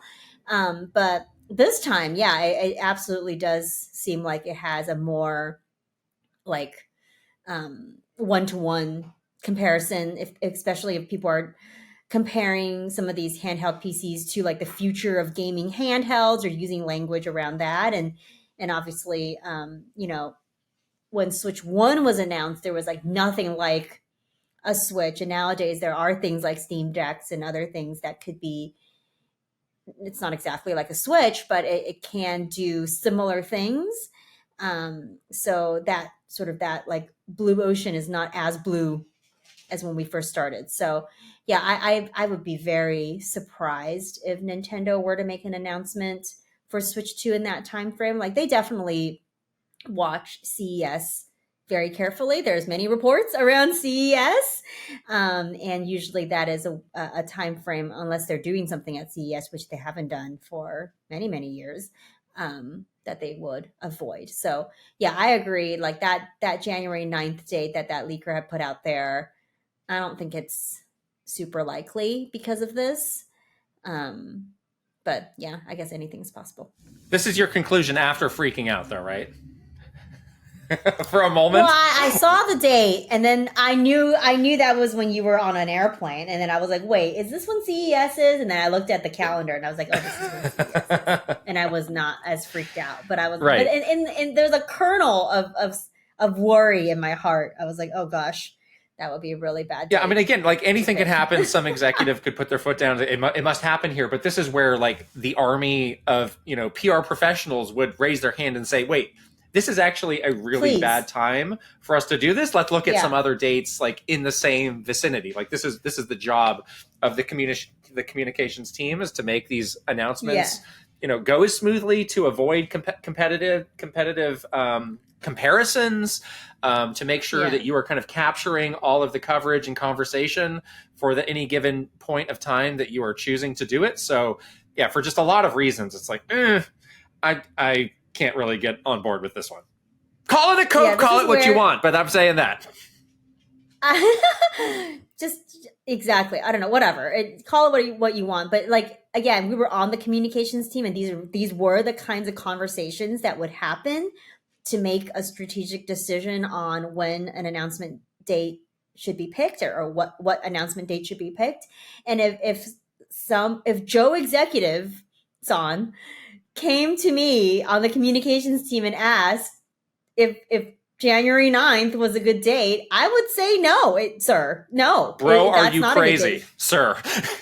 Bra-san. Bro-san, are you crazy? Bro-san, are you crazy? That would be the reaction. Yeah. That would be the reaction. Yeah. And then deliver the multiple reports as to why this is a bad date, So yeah, I do think these conversations are happening, and that team is, doing their due diligence to avoid any kinds of these kinds of situations. Like you want to give the thing the best chance, that's like in everyone's best interest. So I do think that date is pretty unlikely. Last news story is from an interview that PlayStation co-CEO Herman Hulst did with Famitsu. I'll just read the quote. Our extensive IP portfolio is an important asset for PlayStation, and as part of our efforts to strengthen our portfolio, we continually explore opportunities to leverage our legacy IP, as well as develop new franchises. Now, is this just kind of corporate speak, like, yes, I'm putting this out there to move on to the next question, or do you think Sony has maybe had a bit of a change of heart and a change of strategy with all the stuff that happened to them in 2024? Well, I think they definitely learned some stuff in 2024. I mean, clearly they had like the highs of highs with Astrobot and like the absolute lowest of lows with Concord. So I don't think that it's completely PR fluff, in terms of like, did we learn something? Are we going to completely shift our strategy? Maybe it's not like a complete, like throw the old strategy into the garbage and start anew. But I do think that there are some lessons that they are taking very seriously. And the biggest one being like, don't just like dismiss some of these smaller IPs or smaller games to only focus on like the super pricey AAA, narrative, whatever. So if that's what that means when he says leverage our legacy IP and develop new franchises, is like in terms of exploring them at all scales, I think it's likely to be a real strategy. Yeah, I mean, the tweaks to the strategy could not have been laid out more clearly on a silver platter based on their experiences in 2024. So I do think that this is something that they are, being honest about and looking at in new ways. And, I think it's good that they have this change in leadership, because there were some stories about Jim Ryan, like really not believing in the past or the value of the past. And, with Hulst being a game developer himself, I think he's always looking at that value of, how can we carry this on? How can we carry on this legacy? So I'm feeling positive about maybe, what learnings Sony came away from all this with. Yeah, I would be surprised if they learned nothing, like probably learned something. It was all a fluke. Continue on with the master plan. Conquer 2, green light. Dream. Let's move on to questions from our Patreon community. We get each and every question from our Patreon subscribers. Thanks very much to those who sent in questions. First question is from Frulio. What are some of the canned responses you have memorized by heart when interacting with customers or colleagues at Nintendo? How do you feel when you recall these responses, and do you wish you could forget them? There was always the classic, keep it tuned to Nintendo.com for more information. That was Keep annoying, it locked. and we had to say that a lot. Keep it locked to Nintendo.com. You felt like such a sleazy salesperson when you said that. I didn't like that. There was a time when we were like saying, we have nothing to announce at this time. A lot. Like to the point where it became like a shared joke, both internally and externally. It's like, great, here we go. We got to answer another question. We have nothing to announce at this time. And then there was like a true movement to like stop saying that because it was stupid and annoying and didn't really work for either side. So then I think like towards the end of our spokesperson days, like they kind of cooled it on that response, which was kind of nice. But yeah, those are the two that immediately come to my mind as like stuff that we were kind of forced to say at the end of every interview, which is annoying. Yeah, the nothing to announce at this time was just kind of the catch-all. We don't want to talk about this, but there was a feeling that was better than saying nothing. And there was definitely a feeling of, you know, sometimes in a movie, you'll see somebody say, no comment, very dramatically. It was like, never say no comment. It's always like, no, this is the comment. It's a giant nothing. But at least we do have a comment, because I think the implication on no comment like could be taken a lot of negative ways. And yeah, it's amazing. Like the volume. A lot of these things you'll never hear about, but like the number of inquiries that we would get from media or people who had a question that just end up with we have nothing to announce at this time, to the point where they probably learned to never bother asking us a question, because we're not going to answer it with anything of substance. There was another kind of internal mantra that would get used a lot, that it was kind of true, but it was also kind of a platitude that would be annoying, was, you know, when we would pitch ideas that were a bit like forward thinking or a little bit different, and they would inevitably get declined, somebody would pat you on the back and be like, it can take years and years of education to get, those folks in Japan to come around to your side. And it's like, yes, but like, does it really need to take years? Like, do we need years? Like, I don't know how many years I have at this point, This is our most grim podcast yet, but again, like I don't know how many years I've got to get this thing off the ground. So let's get going. That's true. It was. You like certainly heard this one a lot as much as I did. I did, and it was hilarious to me that like the idea, the time frame of years and years was very accepted. It was like, accept it. It's gonna take years. You will be here for years and years and years. You ain't going anywhere, and you right? Will be still doing. You're not going anywhere, and you're still going to be doing this education for years and years and years. You're like, and they're still going to be slamming the door in your face. But I don't want to, though. Yes. I don't want to do it for years and years. Years is a long time. It's not like days and days. It is a long years time. Years and years is a long time. But it is true. Like there are some things that would get like set up. Like again, when Nintendo Music got announced, like I did recall some conversations of like, oh, well, what, like serious conversations of like, well, what if we put this music on Spotify? And obviously that was a big fat no. But it took them years to find out a solution. So I can't entirely laugh that off as being ridiculous. Yeah. Because sometimes it did happen. It was not just a platitude. No less ridiculous, though. Still ridiculous. Yeah. Sometimes the years have passed and that idea doesn't really work anymore. So and then it doesn't, yeah. We've moved on to something else. It's like, we've really moved on to something else. Exactly. It's been like 4 years. So, right. Yeah.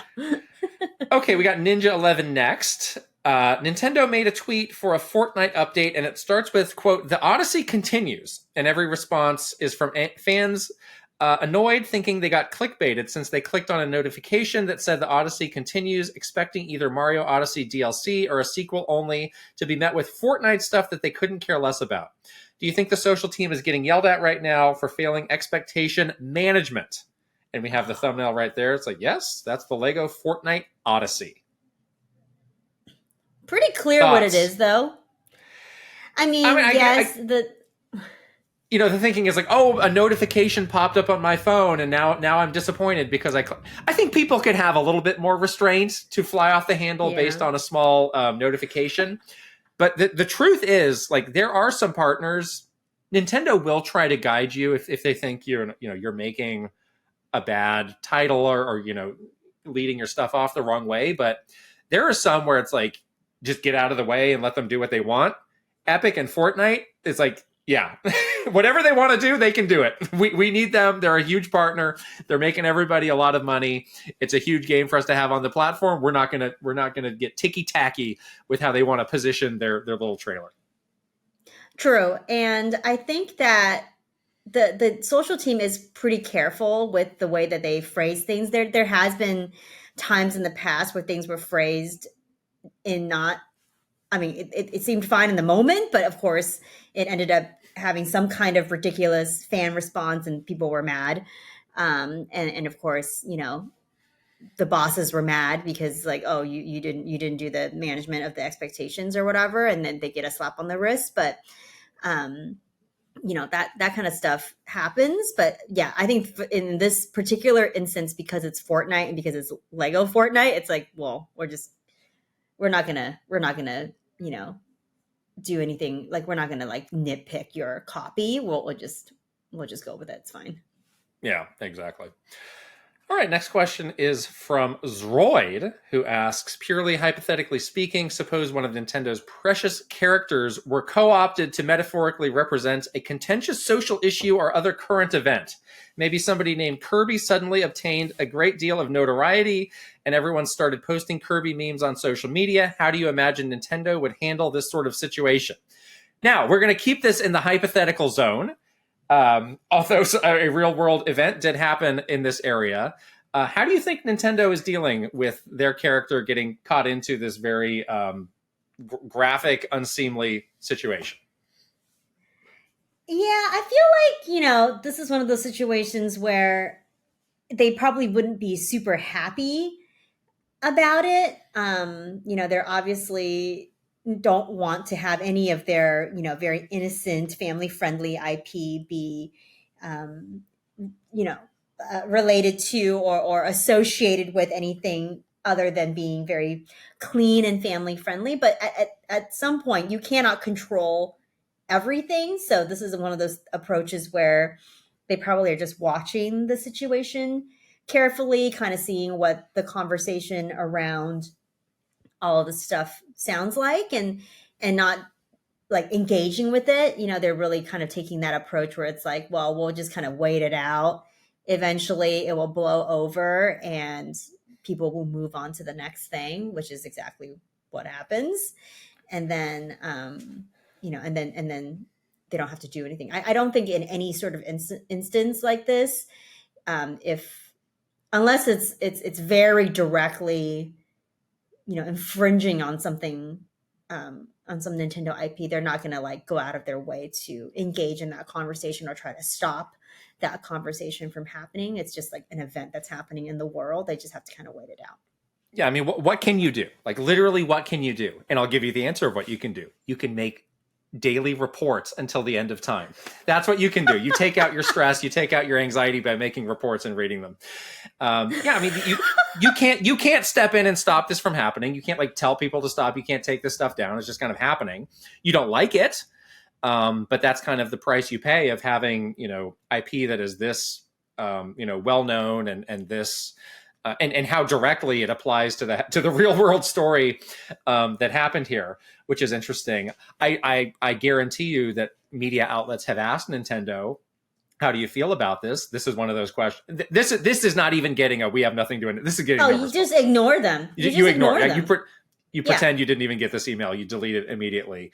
But yeah, I do think there's some degree of consternation that their character got brought into this, got linked to this. But again, like, there is literally nothing you can do. You wait it out, you read the report, and you move on with your life. The report. It's Yes. always a report to tide you over when you're in a state of absolute panic because of a real world phenomenon. Exactly. The last question is from Tusku. How do you feel about the phenomenon depicted in this GIF below? Is it smart business move on Nintendo's part to have cleared all Switch 2 conversation away from families and children to squeeze out more Switch 1 sales? Or is it mean on their part to the potential families who will feel cheated that they just bought a $300 system mere months before the next one releases? Or is it both? Thank you for your insight. And the GIF below has the text, Nintendo watching every kid unwrap a Switch today, knowing they're revealing the Switch 2 in a few weeks. So, is there some kind of like moral nefariousness to know that you are announcing the big new follow-up maybe days before somebody is going into a store and buying a Switch for full price? 100% no from Nintendo's part. Not at all. They don't care.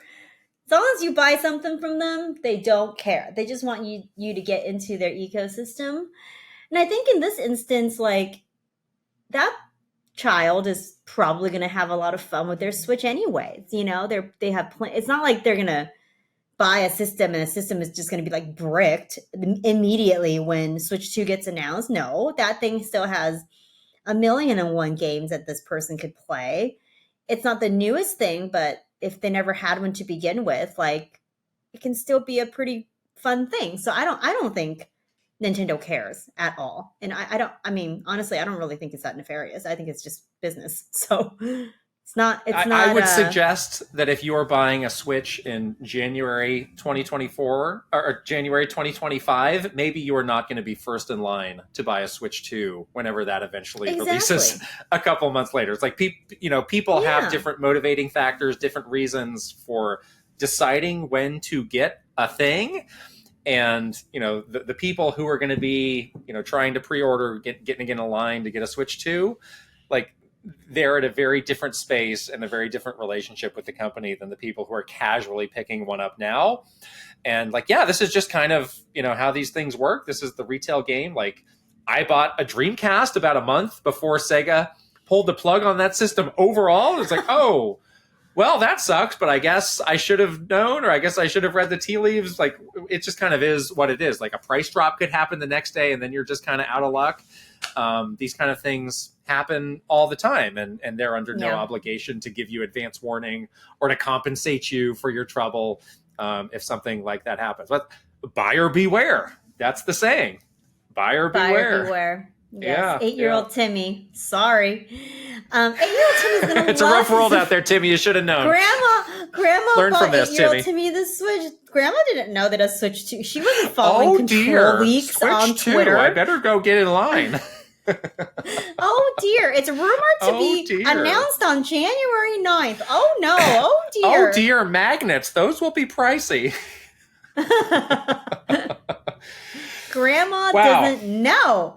No. Thank you to everybody who sent in a question. And be sure, as we get close to wrapping up this episode, check us out at patreon.com/KitandKrysta, where for just a few dollars a month, you can support us, keep this podcast going, and get all sorts of great stuff like exclusive content, behind the scenes, early access, you name it. And we're on the socials. We're on Twitter, Instagram, TikTok, Facebook, YouTube, Blue Sky, and the Reds. If you're watching this podcast on YouTube, you can go ahead and subscribe to our channel, give it a thumbs up, and leave us a comment. And if you're listening on audio, you can also subscribe, give the podcast a 5-star rating, and leave a written review if you please. All of these things really help us out a lot. Thank you. All right, we're going to wrap it up by shouting out our wonderful Patreon community, starting with our final boss, Aaron Hash. One more year of Aaron Hash. Now, there's some conversation, and nothing can be confirmed or right now, that Aaron Hash might be changing the profile picture, which would be big news around these parts. So I'm looking forward to the exciting resolution to this saga. What would I point to now? Something else. Something else. Yes. Very exciting stuff. New 2025, new profile picture. Hey, why not? Let's shout out some superstars, shall we? Let's go. All right. Ben Eichhorn, Maru Mayhem, Eigenverse, Kiss My Flakjack, Mike Chin, Roy Eschke, Switching It Up _ VGM Life, Link, the hero of Wins, Angela Bycroft and her pig Molly. Take it away. We got Thomas O'Rourke, Kyle LaBeouf, Roberta Nieves, Frederick Ulf Conradson, Andrew Uhas, Chili, Simon, Krashuri, Master Discord, Ash, Ajay Kundlas, and 40 Gig. All right, here come the One Up Club. Aaron Burgundy, Ad Cool 2000, Ale Alejandro, Aristru, Astrodev, Awesome 46, Axel, Bates, Benji B, Big and Gamer with a Y, Brandon Cavapil, Brent Dennison, Brovac Novak, Bruce Dash, Bucky Flores, Cameron, Chadir, Chelly Squirrel, Crispy Saurus, Christopher Lay, Captain Alex, C Roper 17, Dallas E, Dachshund, Debbie P, Doinko, Dre, Eccentric Tony, Echo Ladair, Elite Peach, Sparts 50, Fart Priest 69, Furbound, Fernie and Jess Forever, Fox Deploy, Funky Hand, Garth the Wolf, Guardtooth, Guilty Phoenix 42, Handheld Gamer, Happy Sloth, I May Have Made a Mistake, Iris Marin, Jay Rando, Jack Hoving, Jeffrey Hernandez,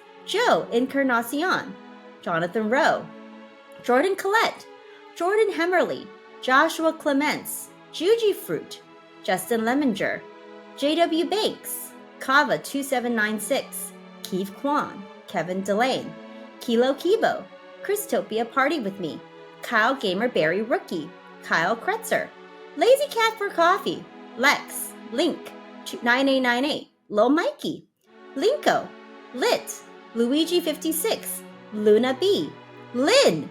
Take it away! Here we go with M1 IMAT, Macho Potato, Mad Dog 5981, Magnificent Easy G and Callie Marie, Mario Man 392, Mark, Marky Man 64, Maverick Nate, Mecha Dragon 101, Megan, May plus Leon, Michael Wong, Mikey, Mr. Ryan 07, Motomania, Mr. Andy Pong, Mr. Beans and Dip, MSM Poke Gamer, Mytran, Nasir, Naif E, Ninja 11, Noah San, Bangy, Patrice Millette, Paul Gale Network, Prime Factor, Prince Charmless, Punky, Reaver, Rain Tech, Random Bystander here, Record Rumble, Ryuji Utsuhu Okou, Rob M, Rob O, Romsky 113, Rox, Ryanetta, Sharif Jackson, Shinryu, Schmiggles, Slowbro, Snazzle, Spacey Poo, Spicy Munchkin, Steel Citrone, Pseudo Priest, Tales of Link, Tandem, Tay 120 and 64, Teal Fox 64, The Keggers, The Shark Among Men, Thomas Alvarez, Three Rivers, Timmy V, Torcheeks, Totally Joe Ed, Travis Torline, Trajowie, Tugs Puppy Bear, Tuskoob, Tyler Geis, Uncle Jungle, Video Game Stupid, Vidge Mictor, Viridian, VirtualBot, Voyager 007, WG Grizzy, YU, Wicked Davy, Zelgaroth, Zapati, Zero Link, and Zroid. Wow! As the New Year's Eve soundtrack check kicks into high gear behind me. Oh. It sounds like I'm coming podcasting from a music festival or something. You're at Coachella. You're not. You're so far from Coachella. What a wonderful episode. I cannot believe that we are fully solidified in now 2025 can truly begin now that we have done this episode. I am appropriately hyped for the year, so if nothing else, we have achieved that. Exactly. What an international way to ring in the new year, right? International. Yes. All right. We are going to wrap it up so you can continue with your wonderful vacation in Asia. And we'll see you guys later. Bye. Bye.